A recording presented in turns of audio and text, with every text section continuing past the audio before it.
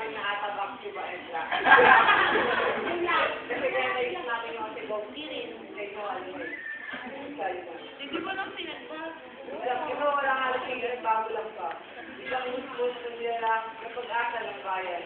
Mabait at magalang, masunurin sa magulang. At sa pag-aaral naman, siya ay maasahan, maguliman at makulit, matalinungan naman ang kapalit, o kabataan, pag-asa ng bayan. Ngunit sa kalaunan, nalihis ng daan. Kung dati pala isip, ngayon pala isip, bakit ka nga ba naging ganyan? Ito ba'y dahil sa klase, magulang, o kaibigan? O dahil na rin sa sariling kagustuhan? Ano ba talaga ang katotohanan? Ika'y naging mabisyo, magutong, kahit alay nilutusok. Malinagot bang sumitiknan, ang kanya'y malilayo ng naman. Sariling pag-iisip ang umigiral sa iyo, kaya payo ng iba, binabali wala. Ika'y naging libang dahil sa kapalaulan. Tuloy ika'y naging isang mangmang. Ang pag-asa ng bayan naging